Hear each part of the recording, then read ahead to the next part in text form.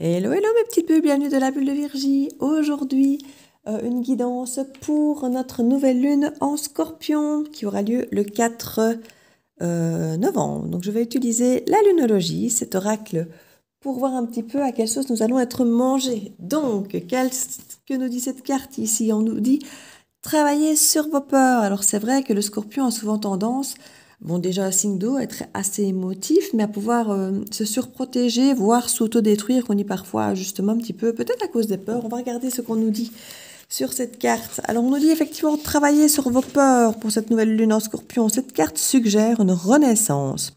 Considérez votre situation comme un phénix qui renaît de ses cendres.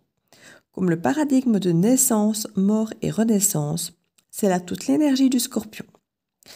Quoi que vous ayez traversé, un renouveau vous attend. C'est sans doute un peu sombre, pas d'arc-en-ciel ni de licorne en vue, mais c'est profond et transformateur. Cette carte suggère également que si vous connaissiez votre magie, il est temps de l'éveiller. Elle peut aussi annoncer le début d'une période plus charnelle si vous étiez en abstinence et une intimité émotionnelle est aussi au menu. Le Scorpion est le signe qui aime aller au fond des choses physiquement, mentalement et spirituellement. Et quand cette carte apparaît, ce qui n'arrive n'a rien de superficiel. En phase avec la Lune, respectez davantage votre sexualité. La signification supplémentaire pour cette carte nous dit qu'il est temps d'abandonner une rancune que vous entretenez. Sortez de la jalousie, cessez vos obsessions.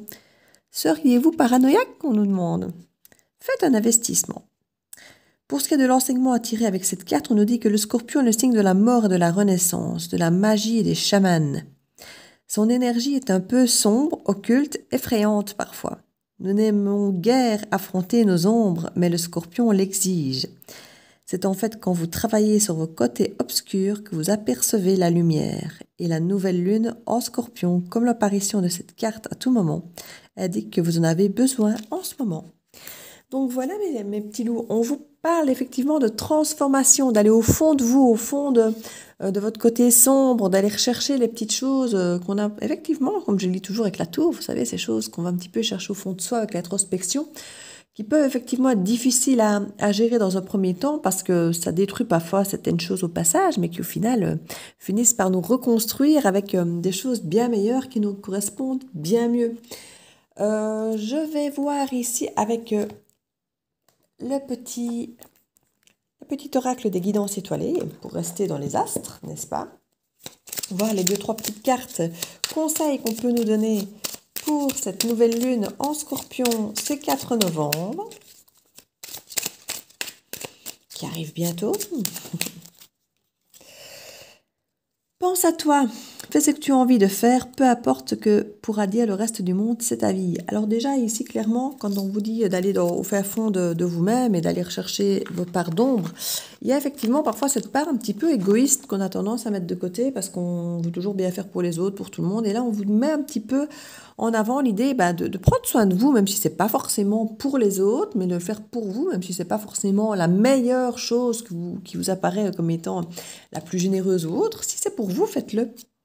Et là, on nous dit ton pouvoir, si tu le sens, si tu sens que tu as perdu ton pouvoir, alors reprends-le, il n'appartient qu'à toi. Réapproprie-le toi, tu es maître, maîtresse de ta vie.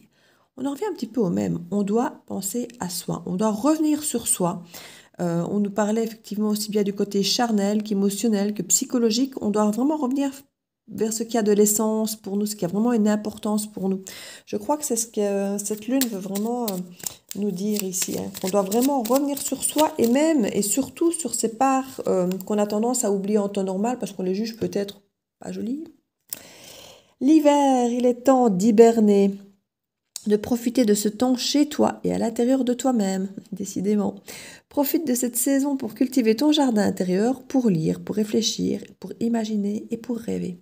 Donc on nous incite vraiment à ralentir et à s'écouter, à prendre du temps pour soi. Quand j'ai ralentir, c'est vraiment important parce qu'on est dans un monde où tout va trop vite, beaucoup trop vite, et on ne va plus au fond des choses.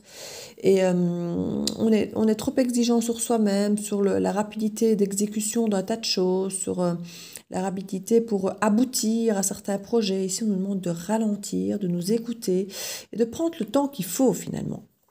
Donc voilà, c'était une petite guidance rapide pour cette nouvelle lune ici du 4 novembre. Donc n'hésitez pas à partager, à liker, à vous abonner si ce n'est fait et à laisser un petit commentaire, bien sûr. Je vous fais plein de bisous et je vous dis à très bientôt dans la Bulle Viergie. Ciao, ciao!